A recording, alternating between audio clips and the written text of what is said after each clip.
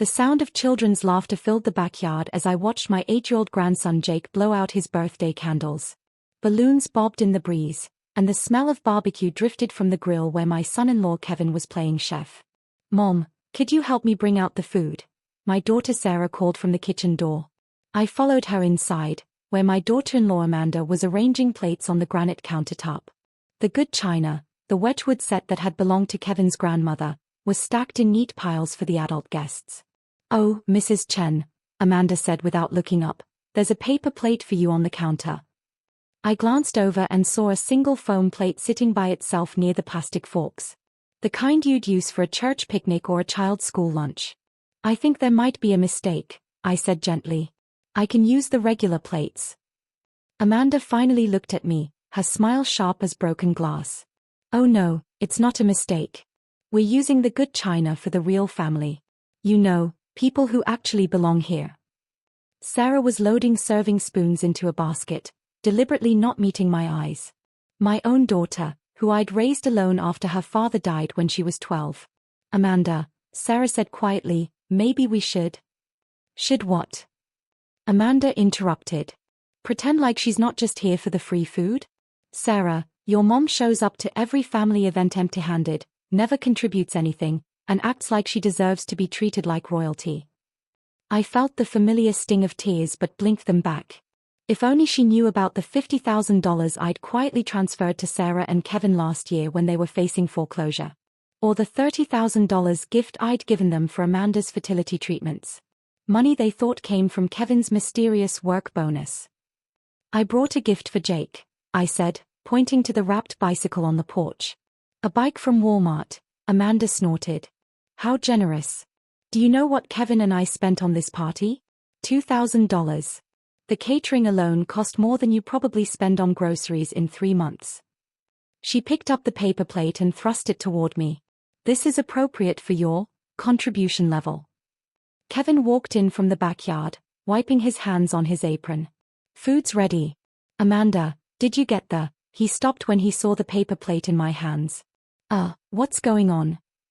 "I'm just making sure everyone gets the right place setting," Amanda said sweetly. "Your mother-in-law understands that different people have different positions in the family." Kevin looked uncomfortable but didn't say anything. Just like he never said anything when Amanda made her little comments about my modest lifestyle, or asked loud questions about whether I could afford to contribute to family gifts. What they didn't know was that I owned the house they lived in. The beautiful 4-bedroom colonial with the 2-car garage and the swimming pool that Amanda loved to show off on social media. The house they thought they were buying from Amanda's rich uncle who was giving them such a generous deal. Amanda's rich uncle didn't exist. The holding company that owned the property? That was me. I'd bought the house in foreclosure 3 years ago when they were facing eviction from their apartment. Rather than embarrass them by giving them money directly, I'd created a shell company and sold it to them at half the market rate, financing the mortgage myself. They thought they were getting the deal of a lifetime from a mysterious relative. "You know what?" I said, taking the paper plate. "This is perfect. Thank you for being so thoughtful." Amanda's smile widened. "I'm so glad you understand your place in this family." We walked outside where the other guests were gathering around the patio table. Amanda made a big show of setting out the china plates, making sure everyone noticed the beautiful pattern and expensive quality. "These belong to Kevin's grandmother," she announced as she placed them around the table. "Real family heirlooms for real family members." Then she set my paper plate at the far end of the table, next to the children's folding chair she'd brought out from the garage. The adults got the comfortable patio chairs with cushions. "There you go, Mrs. Chen," Amanda said loudly enough for everyone to hear. "Your special place setting." A few guests looked uncomfortable, but most just laughed when Amanda added, "We have to be practical about these things, right? Can't risk the good china on just anyone." My grandson Jake looked confused. "Grandma, why do you have a different plate?" "Because," Amanda said before I could answer, "some people deserve nice things and some people don't. It's just how the world works, sweetie." I sat down in my folding chair and smiled. "That's exactly right, dear. Some people definitely deserve certain things." I pulled out my phone and sent a quick text to my property management lawyer. "Execute Plan B Tuesday morning." Full documentation required. Amanda was too busy basking in her performance to notice. She spent the rest of the party making subtle digs about my thrift store clothes and discount grocery habits while showing off the expensive dress Kevin had bought her and the designer handbag that had cost more than most people's rent. "It must be nice," she said at one point, loud enough for the whole table to hear, "to not have any real responsibilities. To just show up places and expect other people to take care of you." The other guests shifted uncomfortably, but no one said anything. After all, Amanda was the hostess, and this was her house. Her beautiful, expensive house that she loved to remind everyone she earned through Kevin's hard work. I ate my sandwich off my paper plate and watched my grandson play with his friends. Tomorrow, everything would change. Tuesday morning arrived with unseasonably cool weather. I was sitting in my car across the street from Sarah and Kevin's house at exactly 9 a.m. when the legal courier van pulled up. I watched through my windshield as a uniformed man walked up to the front door and rang the bell. Amanda answered in her silk pajamas, clearly expecting a package delivery. Instead, she received a thick manila envelope with legal notice stamped across the front in red letters. I could see her face change as she signed for it. The confident smile disappeared, replaced by confusion, then growing alarm as she tore open the envelope and began reading. My phone rang. "Mrs. Chen." Amanda's voice was shaking. There's some kind of mistake. We got this crazy legal notice about eviction, but it's from some company we've never heard of. Chen Holdings LLC. "Oh dear," I said calmly. "That doesn't sound like a mistake to me." "What do you mean? Do you know something about this?" I started my car and drove slowly down the street, pulling into their driveway. Amanda was standing on the front porch in her pajamas, the legal papers clutched in her hand. "Amanda," I said as I got out of my car, "we need to talk." She held up the papers.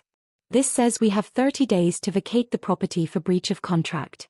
But that's impossible. We've never missed a payment. Kevin's uncle owns this house." "Kevin doesn't have a rich uncle," I said quietly. "What are you talking about?" "Of course he does. Uncle Richard. He gave us this amazing deal because family takes care of family." I pulled out my phone and showed her the Chen Holdings LLC website, complete with property listings and my photo as founder and CEO. "Uncle Richard was a fiction," I explained. "I bought this house when you were facing eviction from your apartment.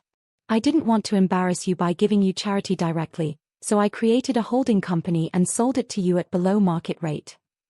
Amanda stared at the phone screen, then at the papers, then back at me. That's impossible. I've been financing your mortgage, Amanda. Every payment you've made has been to me.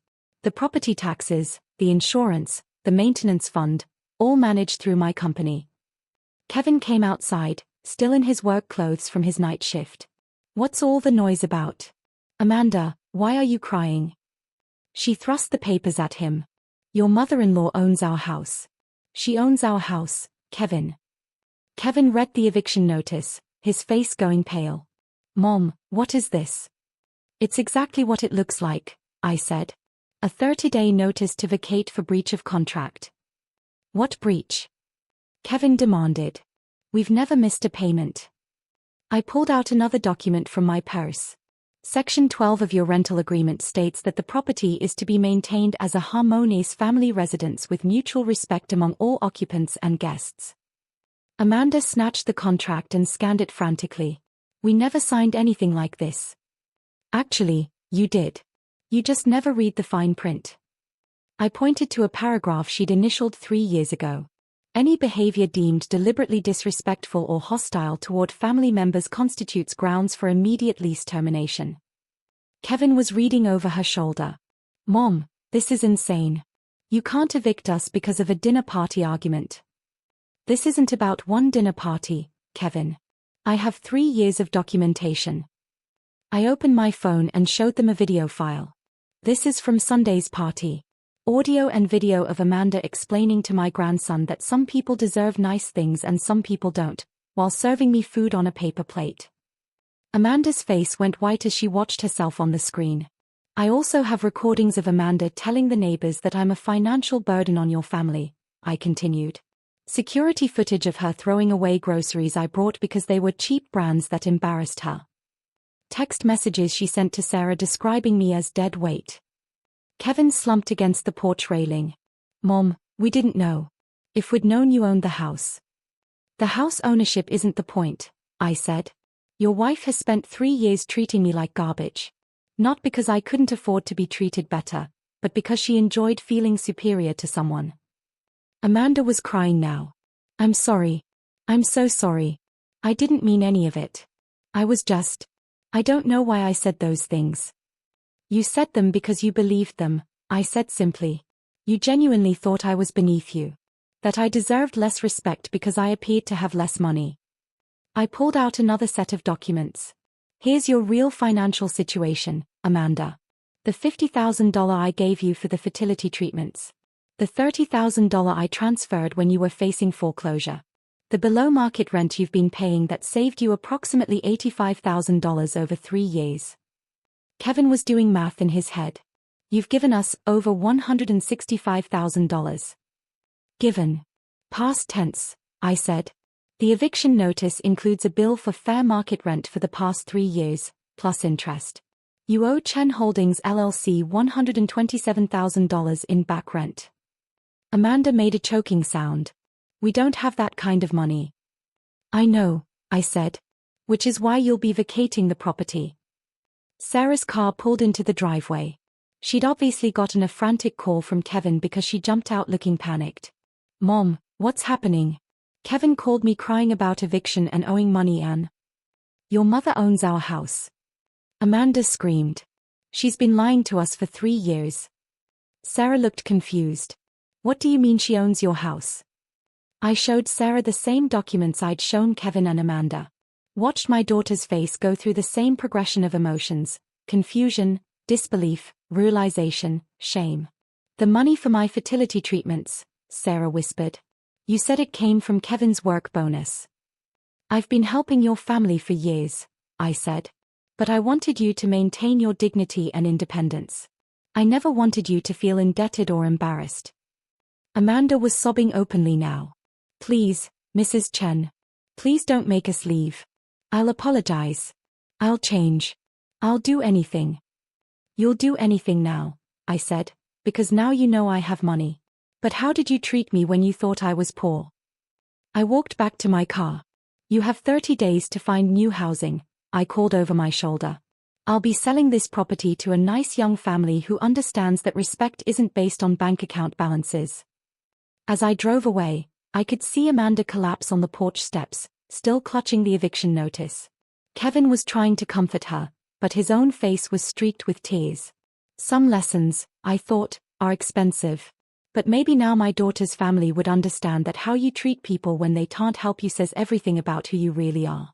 The paper plate was still sitting on my kitchen counter when I got home. I'd kept it as a reminder. Tomorrow, I'd start interviewing potential buyers for the house. People who understood that kindness doesn't have a price tag. But tonight, I'd call Jake and invite him for ice cream. Just the two of us. On real plates.